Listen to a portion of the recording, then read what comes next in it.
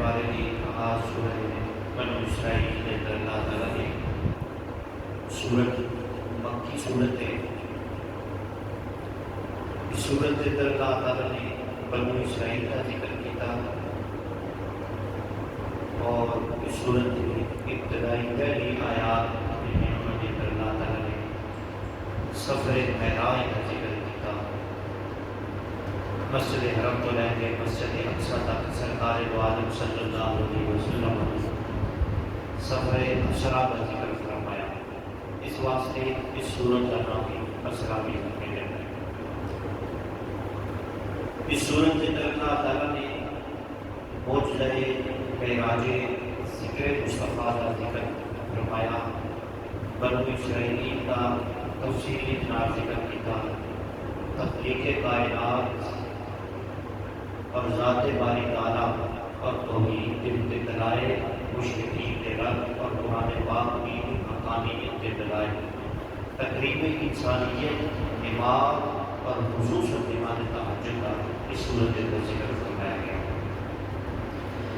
اللہ تعالیٰ نے قرآن کریم فرقان حمید کی صورت کے اندر ارشاد فرمایا گیا کہ انسان کی جلد باز فطرت کا ذکر فرمایا گیا کہ ہم نے نظام لیل و نہار کو اپنی قدرت کی دو نشانیاں بنائیں اور ہم نے دن کو روشن بنایا تاکہ تم اپنے رب کا فضل تلاش کرو اور سالوں کی گنتی اور حساب کا جان لو. یعنی دن کا جڑا نظام ہے نا، دن تے اور رات یہ انہی قدرت کی دو نشانی ہیں.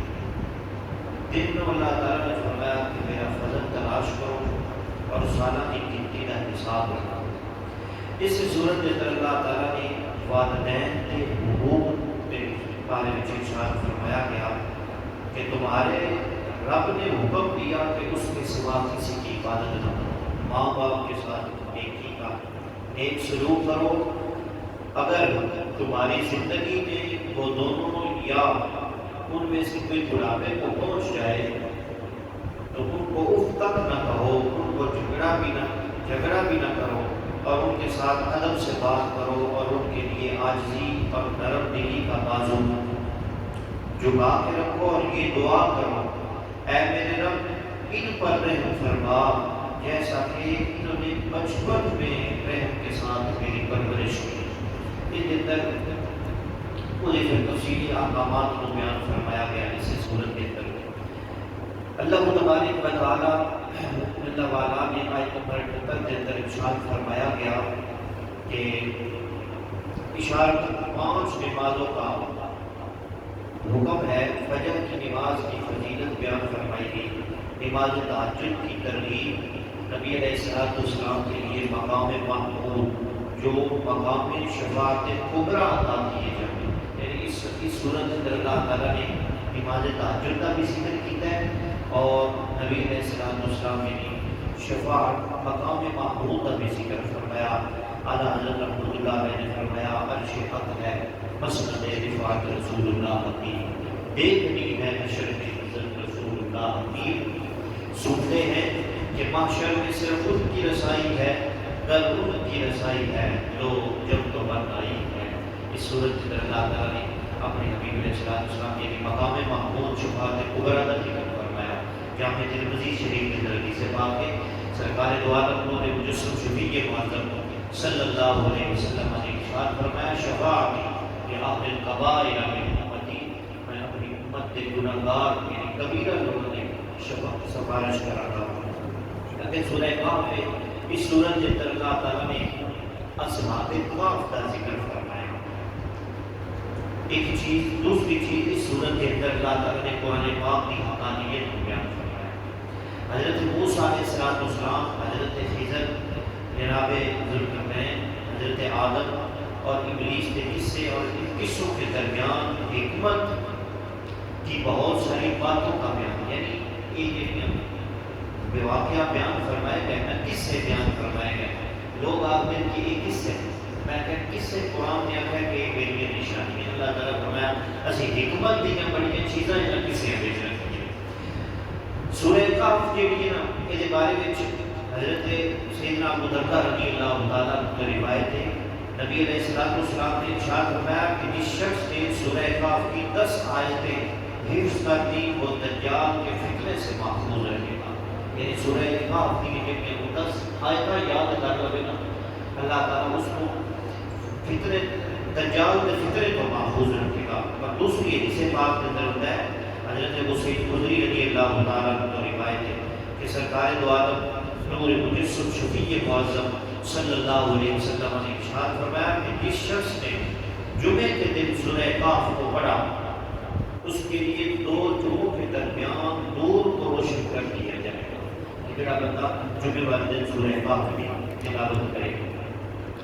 گرامی قدرات اس سورت کے اندر اللہ تعالیٰ نے بڑا تفصیل دینا ذکر فرمایا اصحاب کاف کا. اصحاب کاف وہ چند سالے نوجوان کہ جنہاں دا عقیدہ توحید اور ایمان کے اوپر ثابت قدم رہن اور اپنی قوم یعنی مشرک قوم کے ظالم بادشاہ کو بچ کے ایک غار کے اندر جا کے پناہ دینے کی. پھر انہوں نے دعا مانگی، دعا کی مانگی اے ہمارے پروردگار ہمیں اپنے پاس سے رحمت عطا فرما اور ہمارے مشن میں کامیابی کے اسباب مہیا فرما. اللہ تعالیٰ نے ان پر نیند مسلط کر دی اور اس کیفیت میں 309 سال تک وہ ساتھ رہے.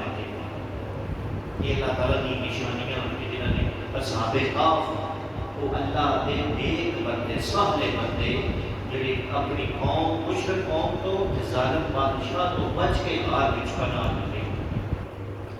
اچھا آگے اس کا ذکر پر سے منتر بیان فرمایا گیا. غار میں اللہ تعالیٰ نے ایسی غیبی انتظام کیا کہ ایک کشادہ جگہ جب سورج شروع ہوتا تو دھوپ غار کے دائیں جانب رہتی اور جب غروب ہوتا تو بائیں جانب ہو جاتی. اللہ تعالیٰ نے انہیں حسب ضرورت دائیں بائیں کروٹیں بدل دیتا تاکہ ان کو روشنی حرارت اور ہوا ملتی رہے. یہ اللہ تعالیٰ کی حکمت ہے کہ 309 سال سے ہے غار کے اندر. اصحاب کاف یعنی اصحاب کاف کا ایک کتا بھی تھا جو ان کی چوکھٹ پر ہاتھ ملائے بیٹھا رہا. اسی وجہ سے علماء نے اہل اللہ کی چوکھٹ کی برکات کو بیان کیا کہ وہ کتا جو ایک لوگوں کے ساتھ وابستہ رہا قرآن مجید میں مختلف انداز میں 5 مرتبہ اس کا ذکر کرنا ہے. یعنی اللہ نے نیک بنے اور کتا لیا. بعض علماء محدثین فرماتے ہیں کہ مفسرین نے فرمایا کہ وہ کتا انسانی شکل میں کل جنت میں جائے گا. اچھا آگے اس کا خلاصہ بیان فرمایا گیا تفصیل کے نام پیسے تھے کہ انہوں کی تعداد کتنی آئی. علماء نے لکھا کہ انہوں کی تعداد 8 آئی یا 7 آئی. 8واں ہونا کتا آئی، 6 آئی یا 7واں ہونا کتا آئی. اللہ تعالیٰ نے یعنی انہوں کی چوکھٹ تے پان دا نیک بندیاں دا انہوں کی چوکھٹ تے پان دا یعنی اصحاب کاف کا کتا عظیم المرتبت انسانوں کے پاس بیٹھا تو اسے انسان جیسی عزت ملی. آگے کی فرمایا اس کے برعکس حضرت نوح علیہ السلام کا بیٹا گوروں کے ساتھ بیٹھا تو خاندان نبوت کی نسبت سے معلوم ہو گیا. حضرت نوح علیہ السلام کا بیٹا ہی پیچھے سے پڑے کہ ان کا بیٹا ہی جڑا خاندان نبوت تو ہی معلوم ہو گیا. نسبت بورن نہ آئی جڑا کتا ہوئے تو نسبت چنگے نال ہوئے. اللہ فرماتا ہے قرآن پیار تو ذکر بھی اللہ قرآن میں کر سکے وقل کو باز من ذراع کی وسیع. یعنی قرآن پاک ویسے بندہ آتا ہے کتا ہے پلیت ہے عجیب ایک گل ہے نا کہ بندہ جسے قرآن پڑھتا ہے تو اسے کتے کا ذکر ہوتا ہے اسے کتے کا ذکر ہوتا ہے. نماز میں پڑھتا ہے کیا اسی نماز تراویح میں سنے کہ وہ ذکر ہے تو بڑے تھے کہ ثواب ہے بیٹھے قرآن نے نفس پڑھو تو کر 10 نیکیاں میں 10 درجات قرآن کر سکتے. یہ وجہ کی یہ وجہ کہ اللہ نے نیک بندیاں کا نسبت اگر کتے کی نسبت ہو گئی کہ اس کو انسان جیسی عزت ملی کہ جڑا بندہ اشرف المخلوقات ہے جڑا بندہ اللہ کا نیک بندہ تے او دے بندے بندہ جس وقت قسمت کے ہاتھ دے رہے وہ مقام اور مرتبہ بھی بلند بناتا ہے۔ اگے اللہ تعالیٰ نے حضرت موسیٰ علیہ السلام کا اور حضرت خضر علیہ السلام کے واقعہ کو بیان فرمایا ہے تو بڑا تفصیل کے نام، مگر میں صرف خلاصہ سے عرض کرنے کہ خودی وجہ کی ہے۔ اصل خلاصہ کا بھی کہاں پتہ چلتا ہے جس وقت بندہ سارا پڑھے گا۔ حضرت نوح علیہ السلام اور حضرت خضر علیہ السلام کے درمیان سفر کے دوران مکالمہ ہوا کہ انہوں نے آخیا کہ تسی مینوں اپنے علم وچوں کچھ بھی عطا کرو۔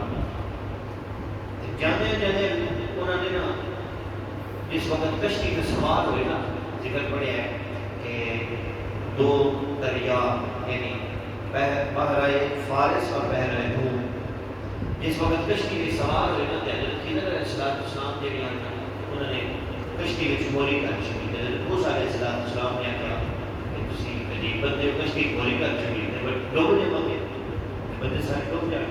ایک وجہ اس واقعہ میں سے، دوسری وجہ کہ وہ جانے انہوں نے ایک شخص کا قتل کر دیا۔